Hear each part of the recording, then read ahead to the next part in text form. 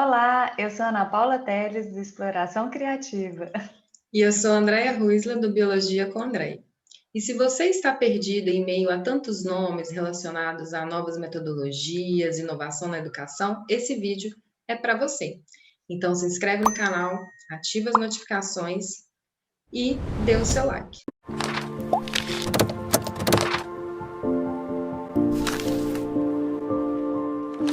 Então nós vamos falar sobre inovação na educação. Por onde a gente começa?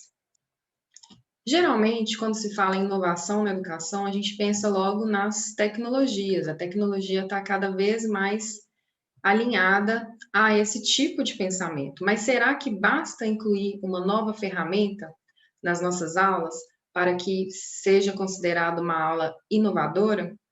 Então, vamos refletir um pouco sobre essas perguntas. O que é ser inovador na educação e como usar essas novas tecnologias? Para discutir isso, nós vamos começar comparando um exemplo de uma interação numa sala de aula entre professor e seus alunos. Então, nessa situação, um professor começa a introduzir o sistema escritor, apresentando na lousa digital modelos 3D dos órgãos que compõem esse sistema em uma turma do 8º ano do ensino fundamental. Então, observe o exemplo. O professor começa perguntando como a urina é formada, e um dos seus estudantes responde: pelos líquidos que bebemos. E logo o professor já responde a esse estudante falando que não é bem assim, e já dá a resposta: a urina é formada na filtração do sangue nos rins. Observe esse vídeo que mostra em nível microscópico o processo de filtração no sangue. Nesse outro exemplo, o professor começa com a mesma pergunta. Um dos estudantes responde: pelos líquidos que bebemos. E o professor usa essa resposta para fazer uma outra pergunta. Então, ele diz o seguinte: o Gabriel está falando que a urina é formada pelos líquidos que bebemos. O que vocês acham? E outro estudante responde: eu concordo. E o professor diz: por quê? E essa outra estudante tenta explicar um pouco.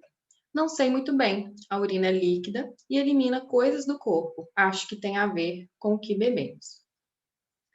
Então, vamos comparar essas duas situações. Em suas aulas, predomina que tipo de interação? Você já parou para pensar sobre isso? Quais são as semelhanças e as diferenças entre esses exemplos? Então, você pode observar que nesses dois exemplos, o professor está usando a tecnologia, que é a lousa digital, e inicia a interação com os estudantes da mesma forma, perguntando como que a urina é formada. E o Gabriel apresenta a mesma resposta, pelos líquidos que bebemos. Então, qual que é a diferença nessas duas interações?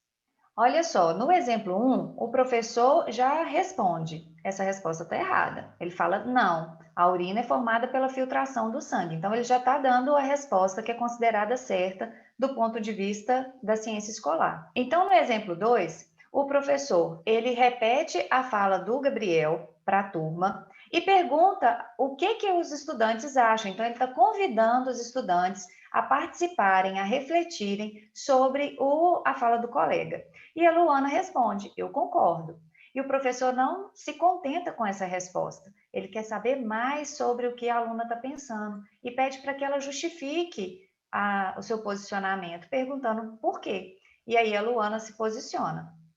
Então, quando a gente analisa essas interações e pensar o que os estudantes podem aprender ao participar dessas interações, no exemplo 1, a gente vai perceber que a autoridade é do professor. O professor é aquela figura que determina o que é certo e o que é errado.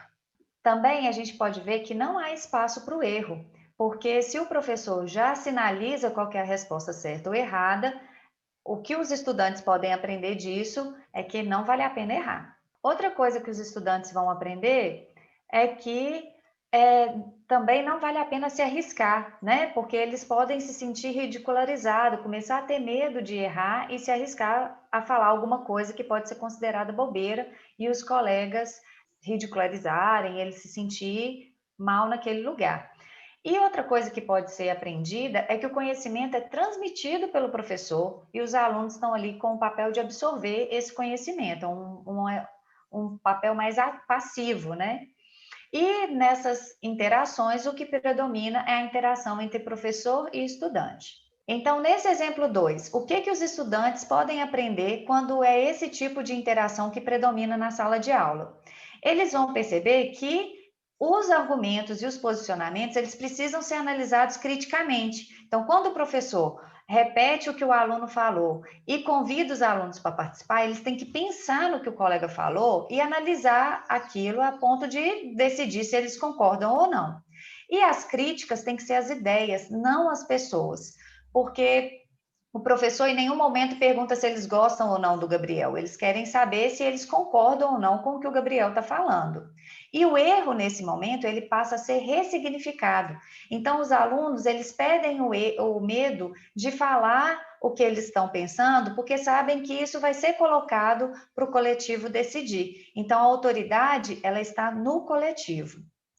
E, nesse sentido, eles se sentem à vontade a se arriscar, vale a pena se arriscar. Não vai ter uma situação de desconforto ao falar alguma coisa que é considerada errada, vamos dizer assim.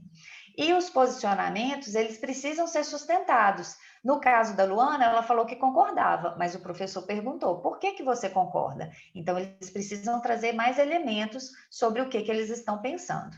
E nessa forma de interação, os estudantes vão interagir tanto com o professor quanto com os seus colegas. E o conhecimento ele passa a ser construído coletivamente, não é o professor que transmite o conhecimento. Nessa perspectiva, os estudantes eles têm um papel muito mais ativo, eles se tornam mais protagonistas no processo de aprendizagem. Apesar de tantas vantagens, você deve estar se perguntando, esse exemplo 2, ele demanda muito mais tempo do que o exemplo 1, não é verdade? E o que fazer nessas circunstâncias? Acho que está surgindo um videozinho novo aí, hein? A gente vai preparar um vídeo para te ajudar a pensar sobre como que você vai fazer para administrar o seu tempo e ter mais oportunidades de trabalhar de forma interativa, como no exemplo 2, tá bom? Aguardem. Então, uma coisa que você tem que pensar que é muito importante é que as mudanças nessas formas de interação, elas demandam tempo e constância. Então, não exagere nas suas expectativas esperando mudanças imediatas, para que os estudantes entendam que se sua aula é daquele tipo do exemplo 1, se você mudar drasticamente de comportamento, os estudantes não vão entender imediatamente quais são as suas expectativas, como eles devem se comportar, o que é esperado, o que não é. Então, ajude os seus estudantes a irem se apropriando dessas novas práticas com o tempo. Então, sempre que tiver oportunidade, introduza interações como do exemplo 2. Então, voltando para a nossa pergunta inicial, o que é ser inovador na educação? É saber usar as novas tecnologias, as novas metodologias? A gente não quer desmerecer o uso dessas ferramentas e nem metodologias, pelo contrário, né? A gente tem que conhecer, a gente precisa ampliar os nossos recursos, mas a gente tem que ter o principal, o nosso foco principal, ele tem que ser no estudante, né? Nas interações, na forma como eles aprendem. Então, olha só, os exemplos que a gente trouxe é de uma aula expositiva e como que a forma de interagir torna ela muito mais dialogada e mesmo sendo uma aula expositiva, ela passa a ser inovadora porque traz mais protagonismo para esses estudantes. Então, a inovação, ela não necessariamente ela vai implicar em uma invenção, mas uma reflexão sobre a sua prática. E reforçando, as novas metodologias, as ferramentas tecnológicas, elas têm que ser recursos que vão ajudar a amplificar essa concepção do que é mais importante na inovação dos estudantes, que é a aprendizagem deles.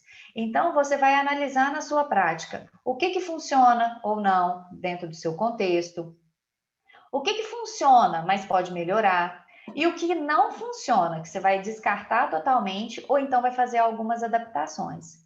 Então, o mais importante é a aprendizagem dos estudantes em diferentes domínios. Pensar no desenvolvimento conceitual, pensar no desenvolvimento de habilidades emocionais, habilidades comunicativas, desenvolvimento de pensamento crítico, assim como aprender a conhecer como que o conhecimento é construído.